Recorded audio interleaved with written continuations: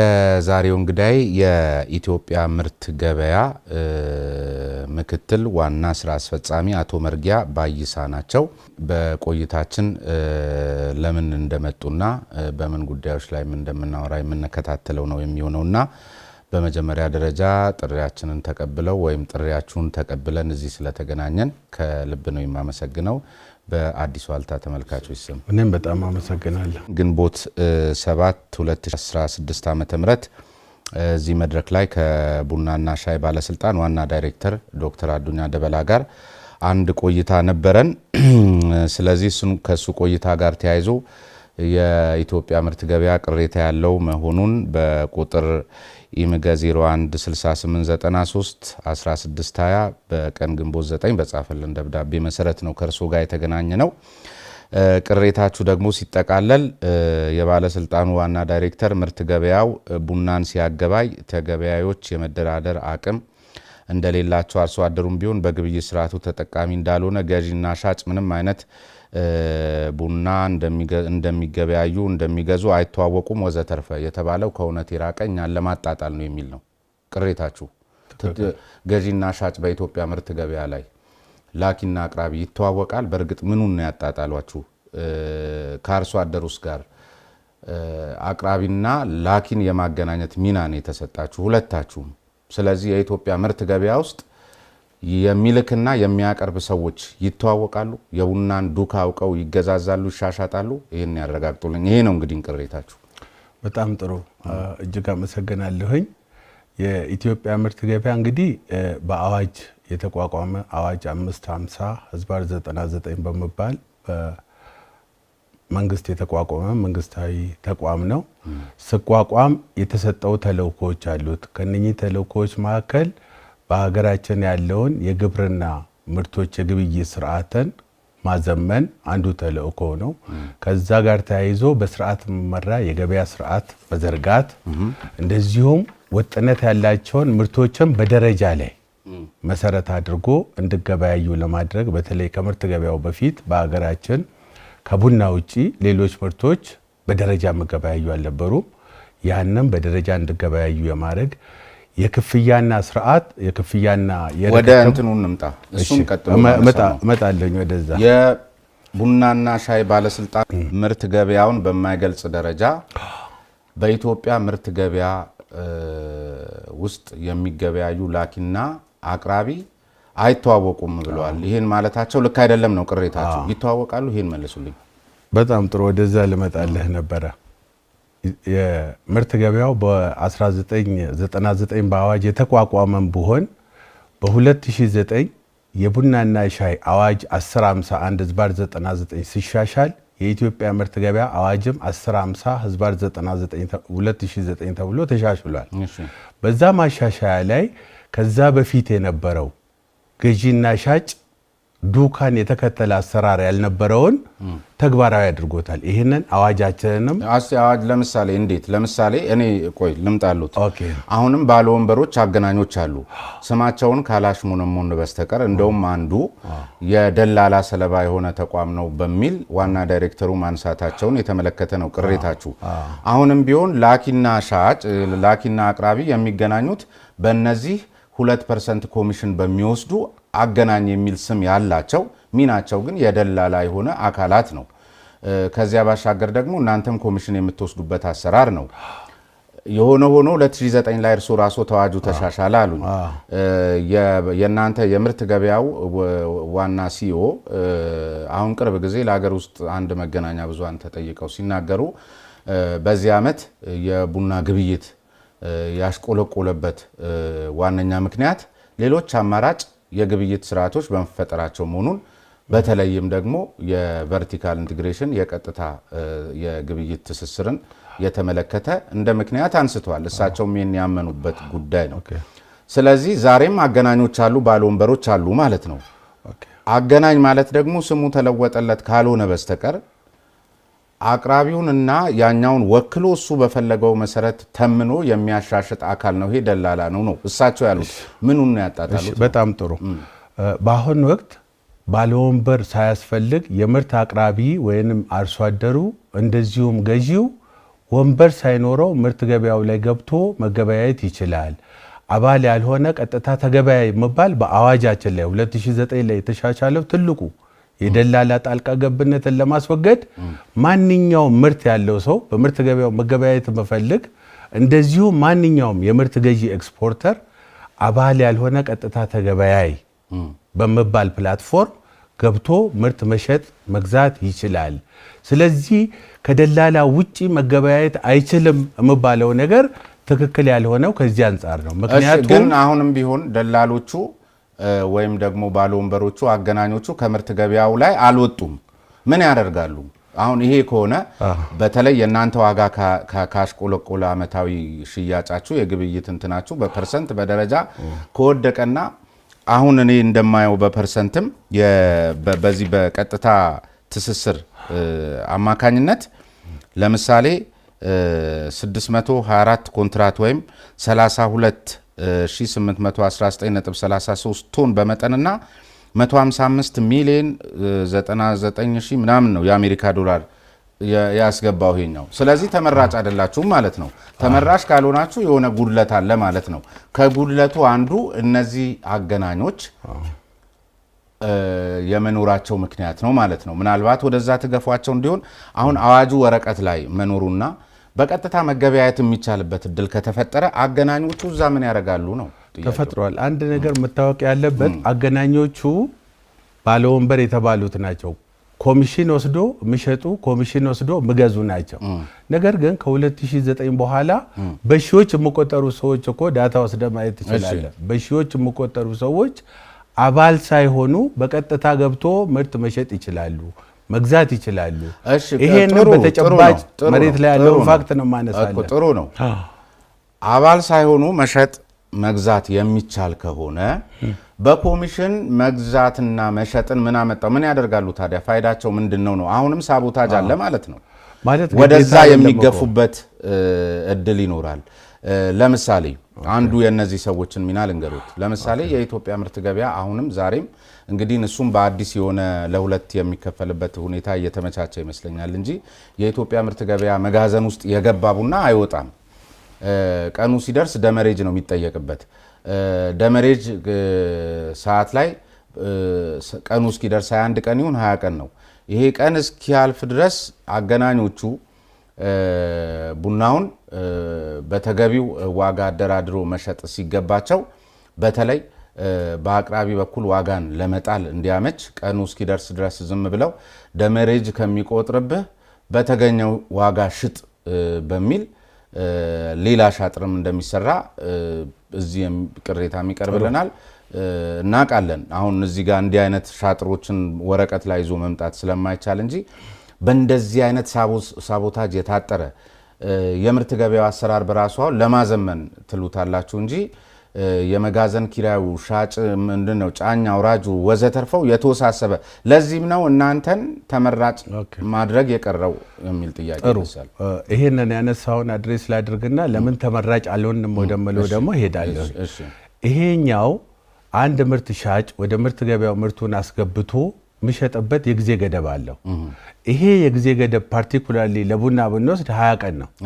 20 ቀን ማለት ግብይት ኖሮ ምርት በየቀኑ ወደ ገበያ መቅረብ አለበት። በዚህ 20 ቀን ጋፕ ውስጥ ወደ ግብይት እየቀረበ ምርት ገዢዎች የተሰጠ ሬንጅ አለ። የቡና ዋጋው ትላንትና ካደረበት 5% ወደ ላይ ወደ ታች የሚሸጥበት ጋፕ አለው። በዛ ጋፕ ውስጥ እየተከፈለው ገዢው እየከፈለው ሻጩ ሳይሸጥ ብቀር 20 ቀን ይጠበቃል። በዚህን ጊዜ ምንድነው የሚደረገው? ባለምርቱ ኦሬዲ ከ2009 በፊት የነበረው ወኪል ስለሚሸጥለት አሁን ወኪል የሚፈልግ ሰው ብቻ ነው በወኪል የሚሸጠው እንጂ ገብቶ መሸጥ ስለሚችል በ20 ቀን ውስጥ ገበያ ያል ወደ ላይ ከፍ ብልበትን ቀን ይጠብቅና ከፍ ባለለት ቀን ግብይት ገብቶ ይሸጣል። ወደ ደመሬጅ ያልከው የሚሄደው ምን ሲሆን ነው ምለውን ያየን እንደሆነ 20 የግብይት ቀናትን ገዢዎች ያንን ምርት መግዛት እየፈለጉ በየቀኑ እየተጫረቱበት ሻጩ ዴሊብሬትሊ ሳይሸጥ ብቀር ወደ ቅጣት ይሄዳል። ለምን? ሊኩዲቲ አለ፣ ማርኬት ሊኩዲቲ ገበያው አለ ማለት ነው። ዴሊብሬት ነው ያልተሸጠው። ያንን ያልሸጠ የመድረክ ወኪል ከተገኘ ደግሞ ባለቤቱ ኦርደር ሰጥቶት ኢንስትራክሽን ሽጥልን ብሎ ሰጥቶ ሳይሸጥ ብቀር ያንን ክላይንት ፕሮቴክሽን መባል ክፍል አለ። ሙሉ በሙሉ ፐርፌክት ነው ሁሉን ነገር አርክቷል ማለት ባንችል ክላይንት ፕሮቴክሽን ከዚህ በፊት የነበረው ምርት ገበያ ባለስልጣን ይሄንን የደንበኛውን መብት የሚያስጠብቅ ህግና ስርዓት አለ። ከዚህ መካከል መጋዘን ወኪል ሆኖ የታዘዘውን ያይሸጥ ያጠፋ ምናምን ሊኖር ይችል ይሆናል። ግን እንደ አሰራር ክላይንት ፕሮቴክሽን ይሄንን የሚከታተል ከሰርቪላንስ ክፍል ጋር ተነጋግሮ ገበያ ያለ ኢንስትራክሽን ተሰጥቶት መሸጥ እየተገባው ያልሸጠው የመድረክ ወኪሉ ወይንም ባለወንበሩ ነው ከተባለ ከግብይት እስከ መሰረዝ ከወንበር እስከ መታገድ ድረስ የሚደረግበት አሰራር አለ። ለዚህ ደግሞ የቢዝነስ ኮንዳክቲንግ ኮሚቴ መባል የተደራጀ ክፍል አለው። ይሄ አለ። ይሄ ሙሉ በሙሉ ፐርፌክት ነው ወይ ጎዶሎዎች አሉበት? ከዚህ ባሻገር ምርት ገበያውን ለምንድን ነው ተመራጭ ያልሆነው? እሱ ጋር ከመምጣቶት ይቀጥሉበታል። አሁን የነገሩኝ ላይ ወኪል የሚፈልግ ብቻ ነው በወኪል የሚገበያየው። ወኪል የማይፈልግ ራሱ መገናኘት ይችላል። በቃ ራሱ መገናኘት ከተቻለ ወኪል የሚፈልግ የሚባለው ሳይንስ እዛ ጋር ምን ያደርጋል? ወኪል አሁን አስፈላጊነቱ ምንድን ነው? እዛ ጋር ሌላ አይነት የተወሳሰበ የብልሹ አሰራርና የሙስና ሰንሰለት ከሌለ በስተቀር ወኪልማ ኮሚሽን የሚወስድ ነው።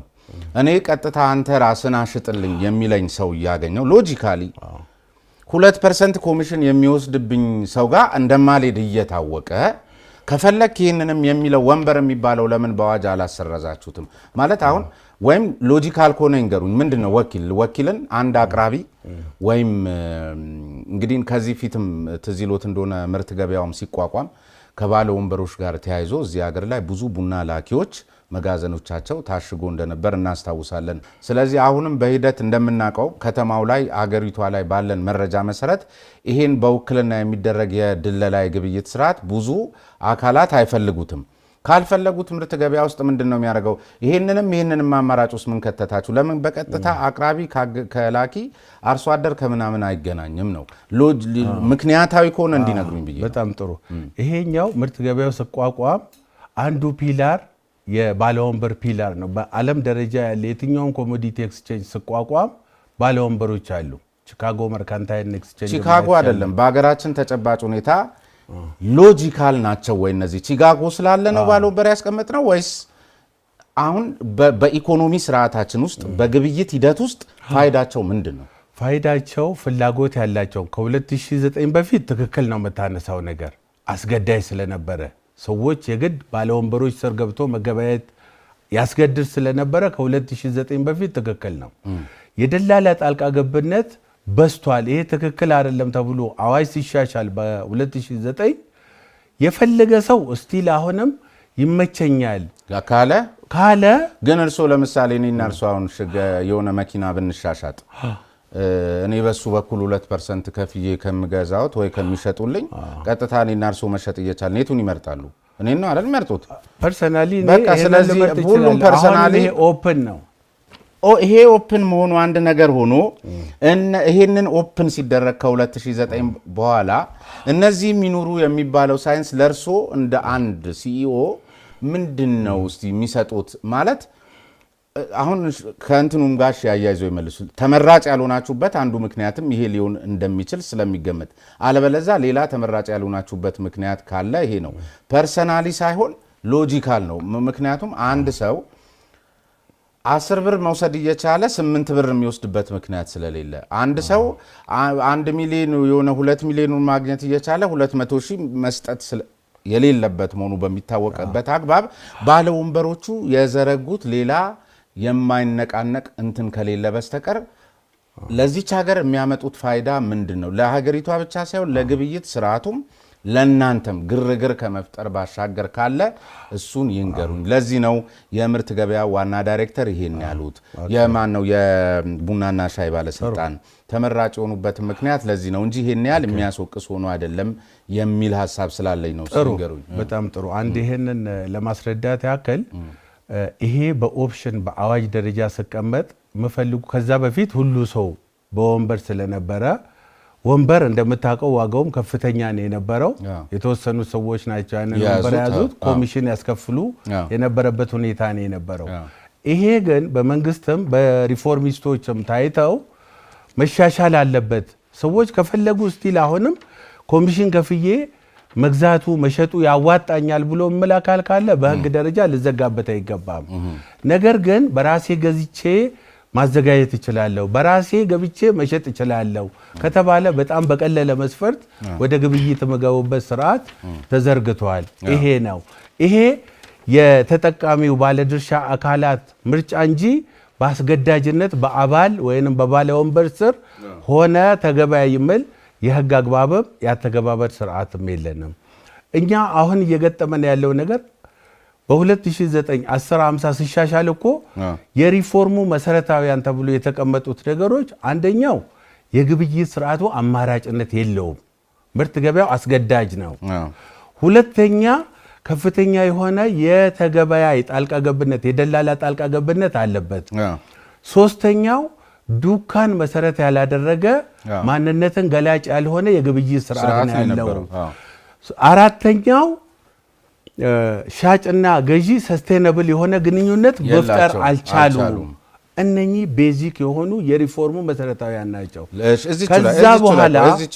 ከዛ በኋላ ይህንን የሚያስወግድ የቀጥታ ግንኙነትንም እድል ሰጣችሁ። ምን ማለት ነው ይሄ መሰሎት? አሁን ቀደም ሲል የነገሩኝ በወኪሎች በኩል ግብይት ሲፈጠር የቡናው ዱካ አንድ አይታወቅም፣ ሻጭና ገዢ የመደራደር አቅም የላቸውም፣ አርሶ አደሩ ጋር ዱካው ምናምን ወዘተርፈ አይደለ ያሉኝ። አሁን ከ2009 በፊት ይሄ ነው።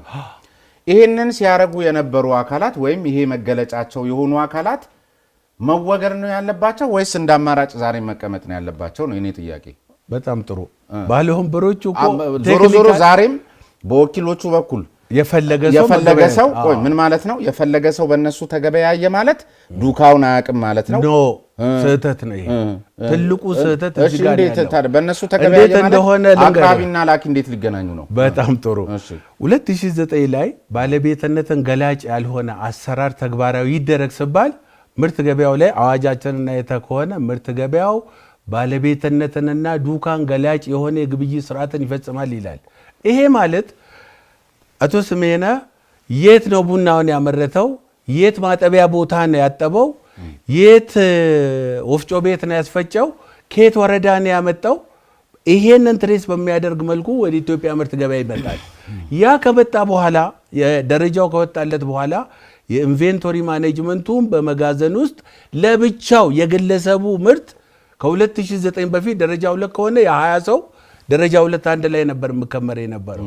አሁን ግን ባለቤትነትን ገላጭ በሆነ ይኸው ጂአርኤን ማየት ትችላለህ። የእያንዳንዱ የቶሽንግ ስቴሽን የማን እንደሆነ ከየት ወረዳ እንደመጣ ጭምር በሚያሳይ መልኩ ማን ነው ይሄን የሚያቀርበው? ወኪሉ ኖ ዌይ የቡናው ባለቤት ወደ ኢትዮጵያ ምርት ገበያ ከ2009 በኋላ ሲያቀርብ ይሄንን መሰረት አድርጎ ነው። ዛሬ ይሄን መሰረት አድርጎ ኢትዮጵያ ምርት ገበያ ላይ እኮ እመጣልሃለሁ ሪፎርሙ የተጀመረው 2009 ነው እኮ። ስለዚህ ይሄንንስ በአምራቹ ካቀረበ ምን ያደርጋል? ላገናኙ አሁንም እኛ ያልገባን አንድ ትልቅ ተቋም ውስጥ በተለያየ መልክ መገበያየት እየተቻለ ለምሳሌ አርሶ አደሩ በራሱ አሁን የመጡለትን የግብይት አማራጮች በነገራችን ላይ ከቨርቲካል ኢንቲግሬሽንም የተሻገረ ሌሎች ወደ 5 የሚጠጉ የግብይት አማራጮች መጡ። እናንተ እንተዋችሁና እዛ ሄደ።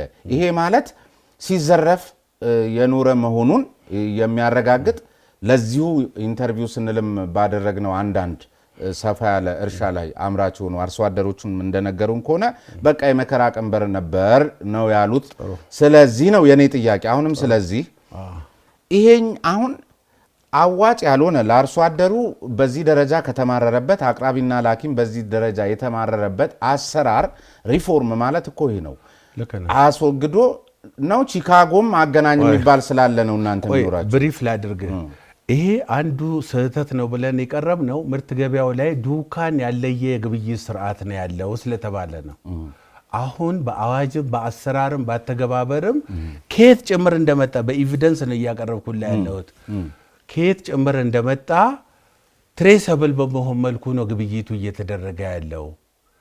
ይሄንን ደግሞ ይሄ በዛኛው አማራጭ ነው ኖ በኢሲኤክስ እኮ ነው እያልኩ ያለው በኢሲኤክስ ውስጥ ሆኖ በቀጥታ ግን መገናኘት በወኪሎቹ በኩል እኔ እየጠየቅኩ ያለሁት በደላሎቹ በኩል ያለው ደላሎቹ ቢሸጡም ይሄንን ነው የሚሸጡት በደላሎቹ አሰራር በግለሰብም እኔ የራሴን ምርት እኔ ራሴ ሸጠዋለሁ በደላሎቹ የሚገበያይ ሰዎች ይሄንን መሰረት ያደረገ ይሄንን እኮ ግልጽ የሆነ አሰራር እኮ ነው እናንተም ኢንቨስቲጌት አድርጋችሁ የምታውቁት ነው ማንነትን ገላጭ በሆነ ከ2009 በኋላ ማንነትን ገላጭ በሆነ አሰራር ነው የሚገበያየው አማራጭ የግብይት ስርዓቶቹ መምጣታቸው ተገቢም ትክክልም ናቸው ከዛ በፊት ማንዳቶሪ ሆኖ አስገዳጅ ሆኖ ምርት ገበያ ላይ የነበረው አሰራር ትክክል አይደለም እሱ ሲሻሻል የቀጥታ ትስስር አውትግሮወርስ አቅራቢ ላኪ ምርት ገበያውም እንደ አንድ አማራጭ ነው የተቀመጠው አማራጭ ሆኖ እንዳይሰራ ያደረገው ከ2003 በኋላ የተገደበ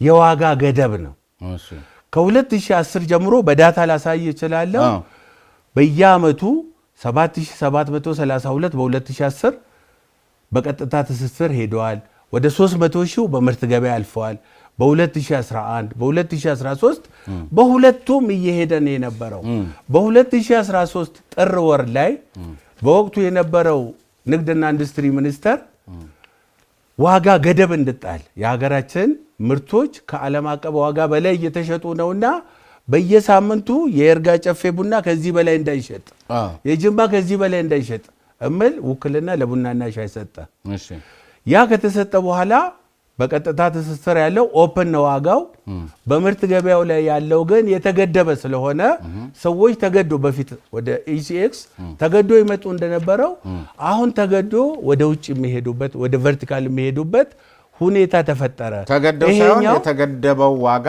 ስለሚያዋጣቸው ኢሲኤክስ ላይ ተገድቧል ለምሳሌ አንተ የእርጋ ጨፌ ደረጃ 2ን 3000 ብር እንዲሸጥ ኢሲኤክስ ላይ ከተገደበ ውጪ ላይ ኦፕን ነው ሁለቱ በተስማሙበት ይሸጣሉ ስለዚህ ምርት አቅራቢው ወደ ምርት ገበያው ለመጣ አይችልም ይሄ አማራጭ ተከፍቶ ነፃ የመጫወቻ ሜዳ ኖሮን ውጪም ምርት ገበያ ላይ ያለው ዋጋ በፍላጎትና በአቅርቦት ላይ የተመሰረተ በሆነና ምርት ገበያው ተመራጭ ባይሆን ትክክል ነው ክፍተቶች ያሉበት ተፈላጊ አይደለም ነው አሁን አንቆን የያዘን ትልቁ ምርት ገበያውን አንቆት የያዘው ይሄ የውክልና ደብዳቤ አለመነሳቱ ነው መንግስት ይሄን የውክልና ደብዳቤ የሰጠበትና ዋጋን የገደበውኮ እንደ ሀገር አዋጭ ሆኖ ስላላገኘው በዓለም አቀፍ ገበያ ላይ ካለው የግብይት ሁኔታ አኳያ ሀገሪቷ በአንድም ሆነ በሌላ ምክንያት ከቡና ማግኘት የሚገባትን ጥቅም ስላላገኘች ነው ዞሮ ዞሮ በምክንያታዊነት በሚኒስትሮች ምክር ቤት